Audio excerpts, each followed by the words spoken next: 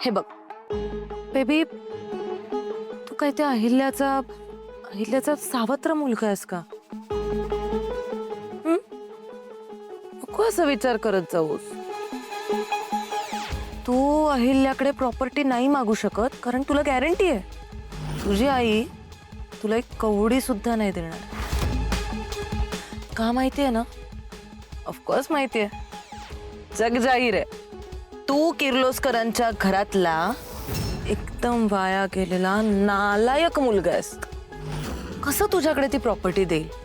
उलट तू हे प्रॉपर्टीचे पेपर जर घेऊन गेलास ना तिला मागायला की आई मला अर्धी प्रॉपर्टी हवी आहे, तर ती तुला प्रॉपर्टी तर देणारच नाही, शिवाय त्या घराबाहेर हाकलवून लावेल.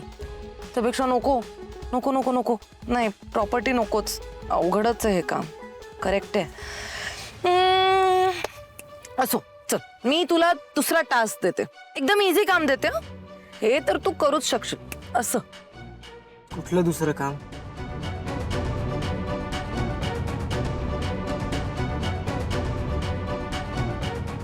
हे पेपर्स घे. यावर आदित्य आणि पारूची सही हवी आहे मला. ओके, अँड स्पेशली आदित्यची. हा, आणि आदित्यला हे पेपर्स घेताना कळलं पाहिजे की हे पेपर्स पारू थ्रू त्याच्याकडे गेलेत, म्हणजे पारूनी साईन करून मग त्याच्याकडे दिलेत. एक मिनिट, कसले पेपर जाते? हे किती प्रश्न विचारतोस? तुला जेवढं काम सांगितलं तेवढं करायचं, कळलं? सह्या आण म्हणल्या की आणायच्या. मला जास्त प्रश्न विचारलेले आवडत नाही, माहितीये ना तुला.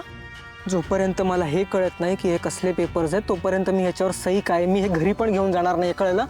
मला सांग हे कसले पेपर्स? यार चिवट प्रीतम किर्लोस्कर, डिवोर्स पेपर आहेत. काय डिवोर्स पेपर्स? अरे काय काय काय काय काय काय खरंच बोलते मी बेबी.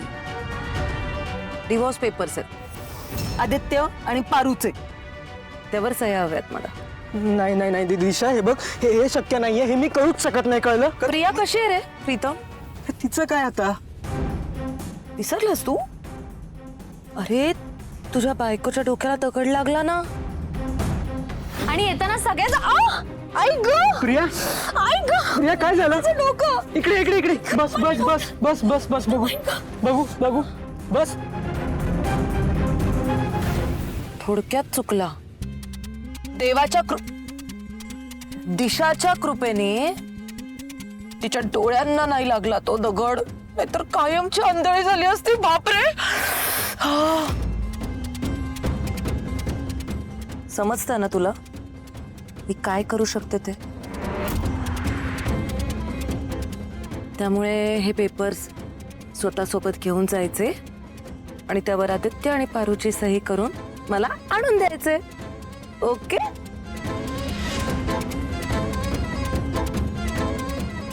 दिशा, का करतेस तू हे सगळं? त्या बिचाऱ्या पारूने तुझं काय बिघडवलंय? ती बिचारी बिचारी बिचारी आहे ती मोलकरीण बिचारी आहे. अरे बिचारी नाही, ती तर या जगातली महान नालायक बाई आहे. बिचारी आहे ती.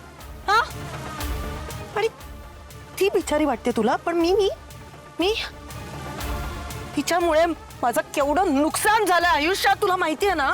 हा, तिच्यामुळे माझं आणि तुझं लग्न मोडलं.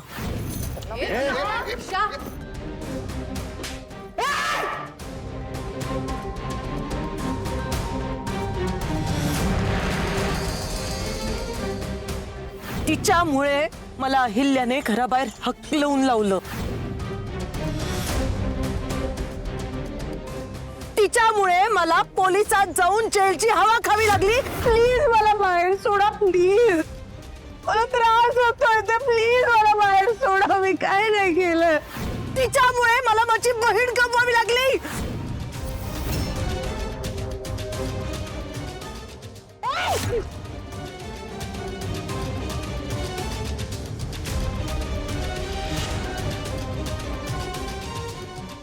प्लीज मला वाचव ना, मला हात दे प्लीज. तू स्वतःची काळजी घे.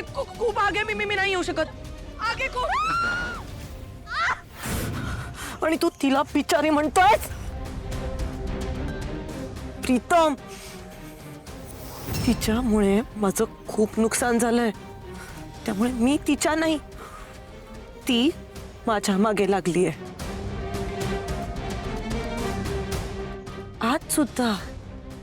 आज सुद्धा ती भिकारी मोलकरीण माझ्या विरोधातले पुरावे शोधत गावभर भटकतीये. ती गप्पच बसत नाहीये.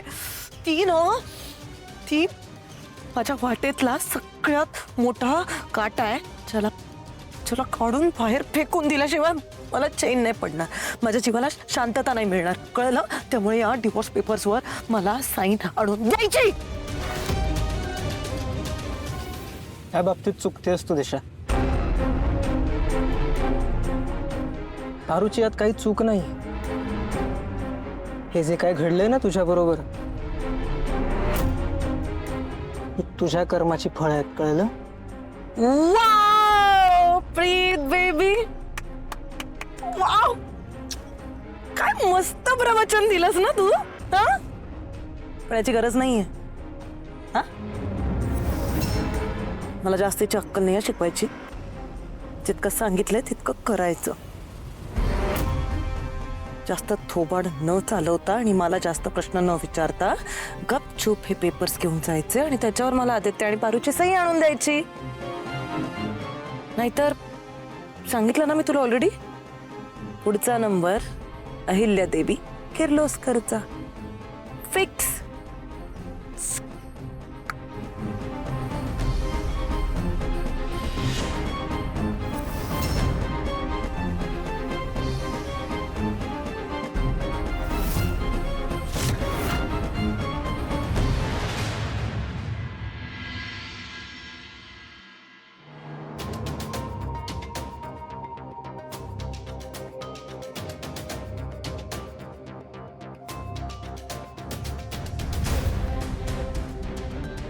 प्रीतम सर अचानक कुठं निघून गेले असते.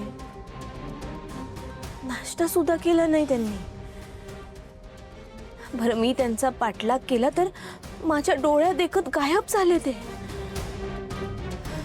मला कळत नाहीये प्रीतम सरांचं नक्की काय चाललंय. आता कुठल्या नवीन संकटात अडकलेत ते. काय करायचं ना मला खरंच काहीच कळत नाही. जेवण लवकर करायचंय. हा, हो हो आत्या. मला असं वाटतंय प्रीतम सरांना जो फोन आला होता तो दिशा मॅडमचाच होता. मला काय करायचं काहीच कळत नाहीये. हे सगळं आदित्य सरांना सांगू सुद्धा शकत नाही. आधीच माझ्यावर रागवलेत. माझं काही ऐकून सुद्धा घेणार नाहीत ते. पण या दिशा मॅडमचं ना काहीतरी करायला पाहिजे. त्यांनी आधी प्रीतम सरांशी गोड बोलून आदित्य सरांचा लॅपटॉप मागून घेतला. नंतर श्रीकांत सरांची चित्र जाळण्याचा प्रयत्न केला आणि प्रिया मॅडमवर दगड सुद्धा त्यांनीच मारायला लावला. आता अजून काय काय करून घेणार आहेत प्रीतम सरांकडनं काहीच कळत नाहीये.